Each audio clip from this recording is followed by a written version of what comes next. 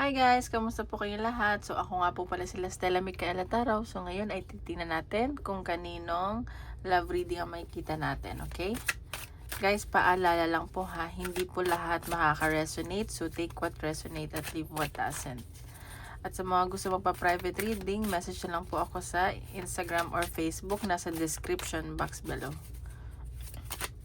Natin kung anong ang overall energy ng collective ngayon. Okay, salamat po pala sa sumusuporta sa aking channel. Don't forget to hit like and subscribe para updated kayo sa mga videos na i-upload ko, okay? Yan natin.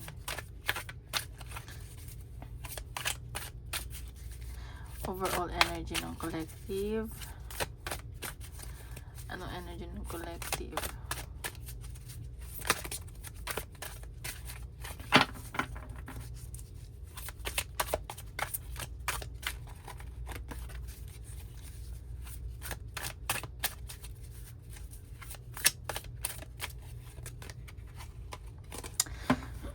Okay, so meron dito parang may mga naiinggit sa inyo and nai-inspire din kayo, parang may gusto kayong tawag dito,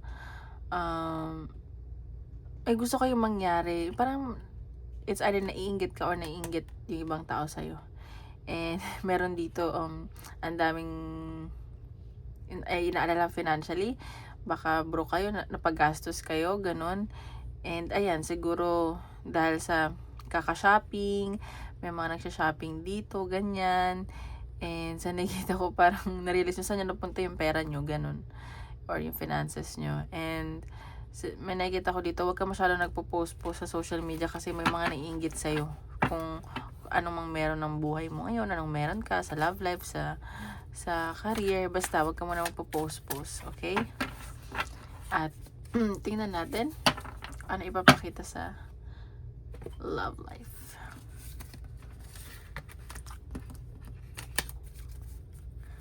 Love life.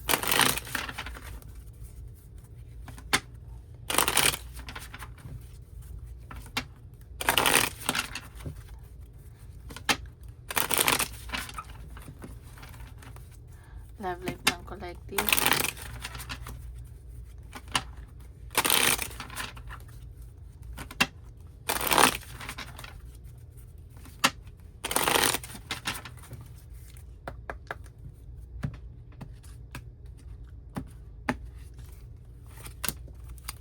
Okay, so nakita ko dito may mga usaping kasalan, marriage, may nag-propose or may magpo-propose, may engagement, and sa nakita ko din dito may malaking perang papasok sa inyo ng partner mo or sa'yo or sa kanya, and this is a big amount of money. Iniintay nyo to matagal na. Ayan.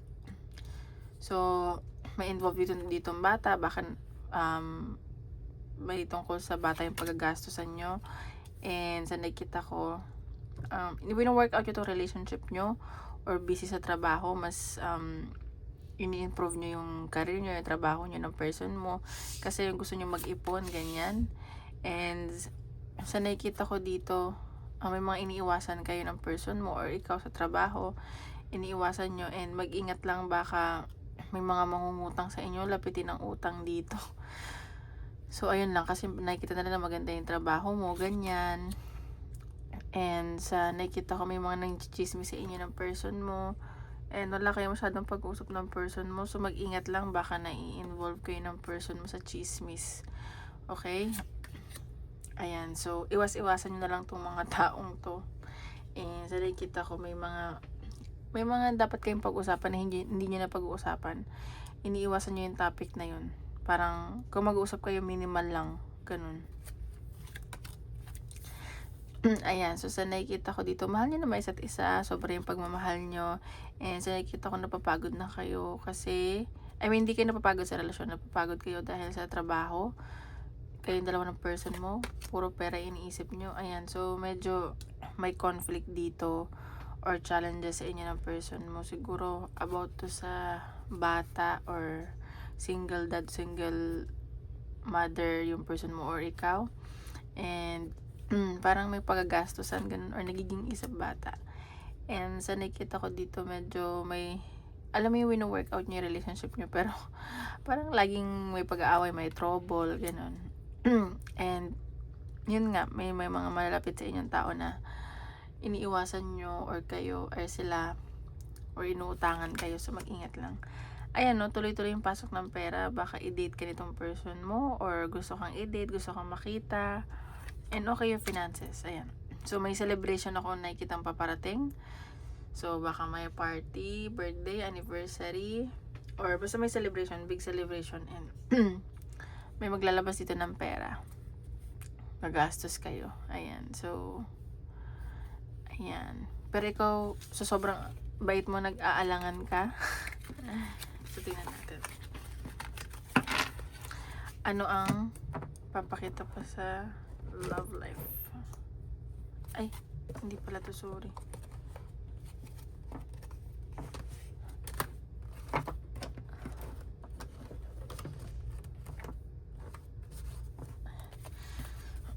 Love life ng collective.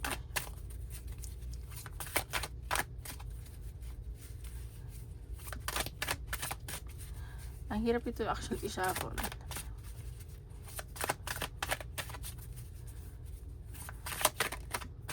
Ito naman.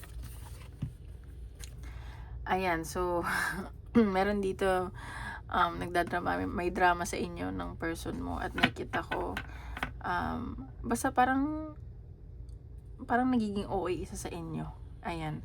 Meron dito nagtatry so hard na ayusin yung pag-usapan yung mga bagay-bagay, and alam mo yung hindi naman dapat pag-awayan, pinag-aawayan, ganun yung nakikita ko. And sobrang petty things, alam mo yung lumalaki, ganun, parang nagiging OA. Ayan, so meron dito na may mga marirealize kayo, at meron iba dito na i-inspire sa inyo, na-inspire ka, ganyan. And basta yung aura nyo ngayon iba, parang ang dami nagkakagusto. So tingnan natin ano ang blockages sa connection nyo. Ano ang blockages sa connection nyo?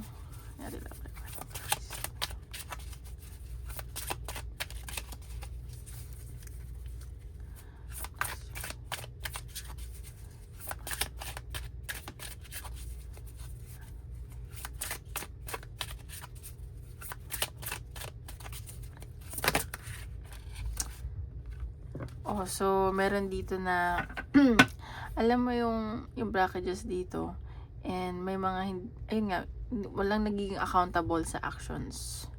And so nakikita ko na napapagod na din yung mga spirit guides nyo, yung mga gabay ninyo at yung mga kaibigan ninyo, kasi parang pattern na lang din yung nangyayari sa inyo, and in denial kayo siguro may mga problema kayo na hindi nyo pinag-usapan, nagiging in denial kayo, may nakikita kayong red flags, in denial pa rin kayo, parang gina-justify nyo pa rin yung person mo or yung situation. Ayan, yun yung blockages. So tingnan natin anong nafe-feel sa'yo ng person mo.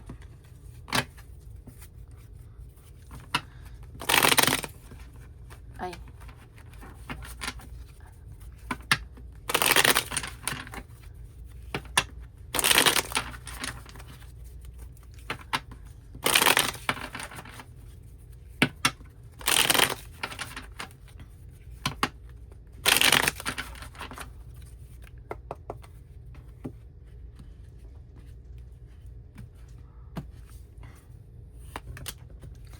the world. So sa nakikita ko dito, gusto ng person mo na alam mo yung magbagong panimula kayo, iwan niya na yung past, or meron ng natapos sa kanya na gusto niya ayaw niya nang balikan, naka-move on na siya.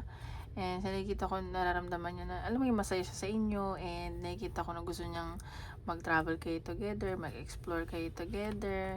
Marami siyang gustong gawin kayo together at gawin for the first time. Pero itong taong to hindi makatulog kakaisip sa'yo. Sobrang nai-stress. Ano bang ginawa mo dito? Ayan, so iniisip niya parang hindi siya enough for you, and parang hindi siya financially stable para sa'yo, and at gusto niyang gampanan yun. I mean, gusto niya mag-provide. Pero sa nakikita ko, good provider to. Ayan no, gusto niya ng masayang pamilya. Naiisip niya na magkaroon ng pamilya sa'yo or kayo ng pamilya mo, medyo struggle lang siya financially ngayon. Or, ang dami niya kasi iniisip eh. Yun yung iniisip niya na mapoprovidean ka ba niya yung pamilya nyo, yung future family nyo. So, nakikita ko na magiging masaya kayo at generous tong taong to. At ibibigay niya sa'yo lahat. At syempre, ikaw, siya gusto din niya na ganun ka rin sa kanya. Ayan, so magiging generous siya when it comes to time, effort, materialistic, emotions, ayan. So, may kailangan lang siyang balansehin dito. And, parang may inaayos siya na legal documents. And sa nakikita ko, ma-approve na yun. May inaayos man siya mga papeles. Ayan, sa nararamdaman niya sa'yo, nakikita ka niya asama na stable. And alam mo, parang nakikita ka niya as dominante. Ayun, so, and good yung career mo, siguro mas taas yung tungkulin mo kaysa sa kanya, or mas malaki yung salary mo kaysa sa kanya, and natutuwa siya sa'yo. Okay? So, ito pa. Ayan, no. And tinatago niya, may mga tinatago to sa'yo, or feeling niya ikaw ang may tinatago sa kanya. And sa nakikita ko, yun yung inisip niya, hindi siya makatulog dahil sa ganyan. Ayan, so nagdadalawang isip nga siya kasi paano if hindi kanya ma-providean, alam mo yun, financially. And sa nakikita ko dito, may spiritual awakening na nangyayari sa kanya, or parehas kayong spiritual, alam mo yung sacred kayo sa mga religion nyo. Yun yung kinakakatawa niya sa'yo. Takot ka sa universe, takot ka kay Lord, ganyan. And nakikita ko na masaya sa'yo itong taong to, para nagiging bata siya. Basta sobrang saya niya. Like, hindi mapapantayan ng sino man yung nararamdaman niya sa'yo. Ganon. Okay, King of Pentacles. So, ito din, nagpo-focus din siya sa finances niya. Alam mo, magiging successful kayo parehas kung kayo mag-uusap and gagawa kayo ng actions. And mabagal lang yung pag-usad nito, pero pag nagbigyan kayo ng long-term commitment nito, stable tong taong to. Basta maging lang kayo, matatag, magiging successful kayo. Ayan o, may celebration na nakikita. Baka may usapan ditong wedding or party, at magiging maayos yung family life nyo. Okay, so tingnan natin ano naman nararamdaman mo sa person mo. Ano ang nararamdaman mo sa person mo?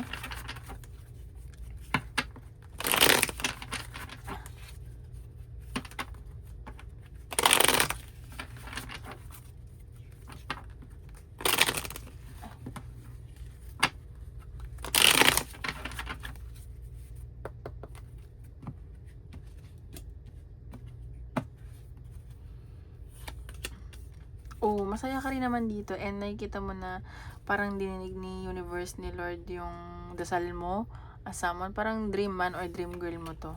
Ayan, medyo may pag-aaway lang or naguguluhan ka lang. Parang may conflict.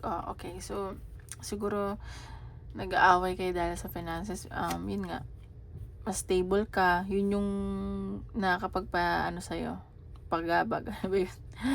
Kasi mas stable ka, mas maano ka sa kanya, mas mataas, ganon. Mas may kinikita ka. And sa nakikita, may mga tinatago ka sa kanya, hindi mo sinasabi, or may mga ginagawa ka, or siya, ganyan. Pero nakikita ko kasi meron ditong someone na nagpapasaya sa'yo din, or may nagkakagusto sa'yo, ganon. Ayan. And so nakita ko na mahal mo naman tong person mo. Pure naman na-feel mo. May mga gumugulo lang, may mga tukso lang sa paligid. And so nakita ko, mahal na mahal mo siya. Ayan no. Nung nakilala mo siya, nagkaroon ka ng hope sa buhay, sa love life. Akala mo hindi ka na magmamahal ulit. Ayan. So parang nagkaroon ka ng faith sa kanya. Ayan no. Doon ka na naguguluhan eh. Feeling mo may mga, alam, nag-iisipan kayo, may tinatago. Ayan, may hindi nagsasabi ng, alam mo, hindi nagiging pretentious sa nararamdaman. At ikaw din, kasi marami kang kailangan pagdesisyonan when it comes with him. Siguro marami kang obligasyon, or siya, Ayan yung nakikita ko. And may pag-travel dito, siguro, yun nga, mag-uusap kayo, may bakasyon kayong gagawin, or gusto mo magbakasyon, or LDR kayo ng person mo. And sa nakikita ko dito na meron kang nagugustuhan, or may nagkakagusto sa'yo na parang pasimula pa lang. Ayan no, crush ka nitong taong to, or siya crush mo, ba't ganun? Ayan no, King of Wands. Pero may nakikita talaga ako na marami nagkakagusto sa'yo, and gagawa ng action to isa sa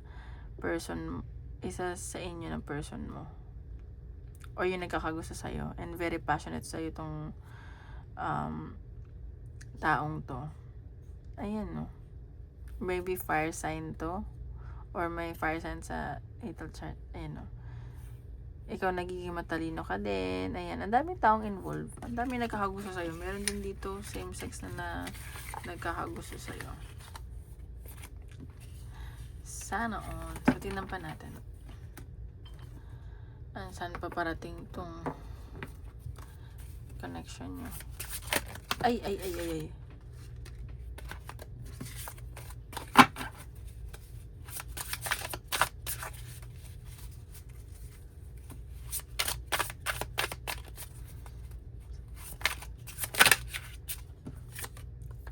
The Magician. Ayan, so dinadasal nyo naman isa't isa, may nagmamanifest dito, and wini-wish nyo. Sa nakikita ko na aalagaan nyo yung nararamdaman nyo isa't isa in the future. Minanifest nyo kasi isa't isa before eh.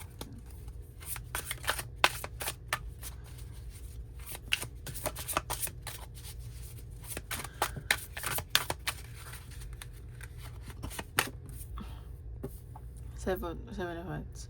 So, ayun lang. Ang feeling ko magiging problema nyo, marami lang tukso sa paligid. Either sa inyong dalawa. Sa'yo or sa kanya. Ang daming tukso.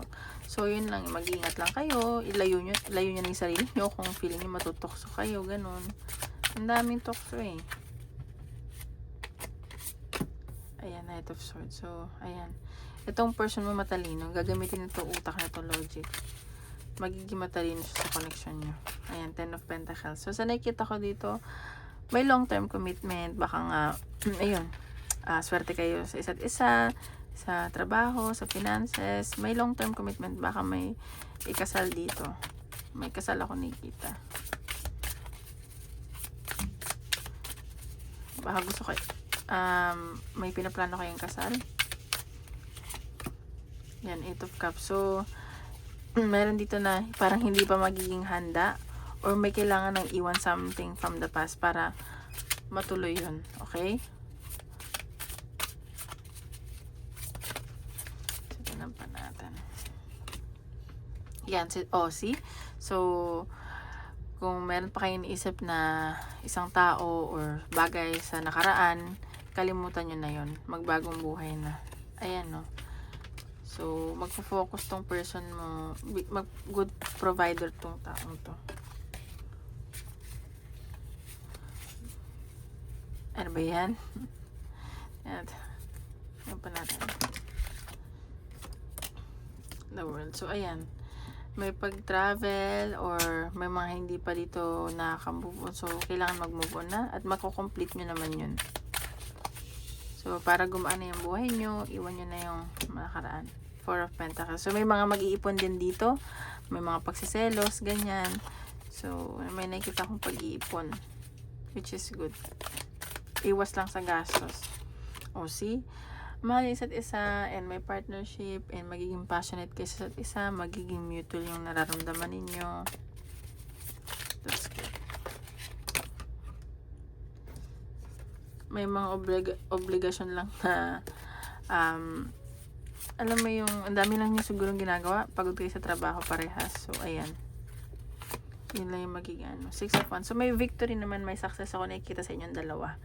Ayan. Kahit marami nagkakagusto sa'yo, siya pa rin ang pipiliin mo. At ikaw pa rin ang pipiliin niya. Ayan o. So, medyo magiging may controlling lang dito. It's either siya or you. So, tingnan mo na lang. Okay, so tingnan naman natin sa career. Ano ipapakita sa career ng collective?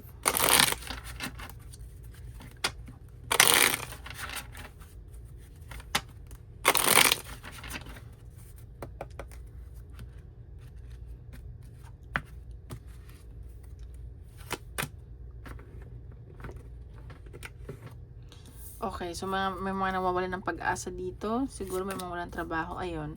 So, may mga challenges lang sa career and parang feeling nila kinakarman sila. Alam mo yung minamalas, ganun. Pero may nakita ako sa inyong biglaang travel or communication na paparating sa inyong career. And sa nakikita ko dito, mapapagod kayo, ganun. Or madi-disappoint kayo. And dahil siguro to sa boss mo. Ayan. Pero meron dito na isang tao na parang aamuin yung isang boss, ganun. Or meron dito may boss ka na nagkakagusto sa'yo, nababaitan sa'yo, or nababaitan. Pero sa nakita ko, magiging maayos yung pasok ng pera. Baka nawawalan ka lang ng pag-asa. And, ayan, baka medyo challenging lang or meron kang conflict sa isang katrabaho na mas bata sa'yo. And parang iniwasan mo, ayaw mo makipag-usap, ganun. And meron kasi ditong panloloko or siguro na pag-uusapan ka, pagbibetray, ganun. May mga delays lang sa pag-travel. Ayun, may isa pa ditong tao. Ayan. So, nakita ko naman tuloy-tuloy yung pasok ng pera. So, mag-iingat ka lang sa mga katrabaho mo, especially mga lalaki or mga boss. So, ayun lang yung nakikita ko. Huwag ka masyadong magtitiwala, ganun. And nakikita ko na okay naman, may mga delays lang. Baka may mga kliyente dito na parang nagtitipid or sasabihin na wait lang. Pero sa tingin ko, kung may hinahabol kang quota, marireach mo yun. Ayan, no. Tuloy-tuloy ang pasok ng pera. May kontratang pipirma. Ayan. Nakikita ko lang. So, tingnan pa natin. Yun lang naman nakikita ko sa career. Wait lang. So, tingnan natin. Ano mong papakita in general.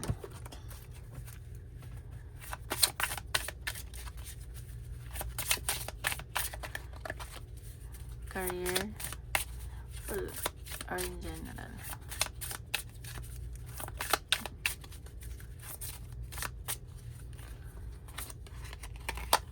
You're starting wiser. So, sinasabi dito na kahit ang dami mo na pinagdaanan sa buhay or mga pagdadaanan, mas kailangan maging wise ka na ngayon at nagiging wise ka na, which is good. Ang dami pang paparating sa'yo. Ayan o, ang dami pang pagdadaanan, pero mas magiging strong ka. Ganon. Ayan o, make noise. So, sinasabi dito, ipakita mo sa kanila or sa mundo na ano ka iba, karapat dapat ka. Okay, tingnan natin advice ni universe. Advice ni universe.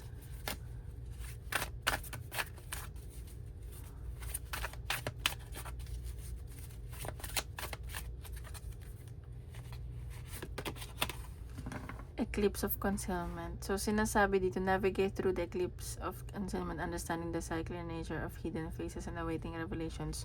So, may baka, ano ba, parang, alam ko yung eclipse ngayon ongoing, 6 months yun eh. And sinasabi dito na may mga kailangan ma-reveal para, maging ready ka sa new chapter of your life. So, mag-anday ka lang, may mga marireveal sa'yo sa eclipse. Tingnan natin advice ni universe. At kailangan panibagong cycle na. Mag-move on na from the past. Advice ni universe. Ay.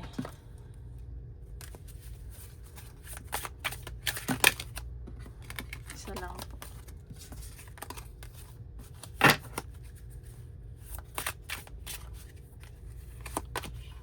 Evolution. You are evolving spiritually and emotionally, moving towards greater wisdom and understanding. So, ayan, meron dito na kailangan mag-mature na, iwan mo na yung immature face mo from the past, and kailangan mo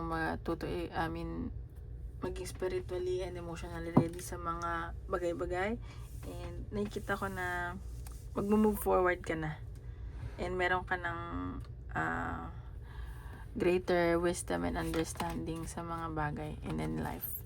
So, yun lang guys. Maraming salamat po. Don't forget to hit like and subscribe para updated kayo sa videos na i-upload ko.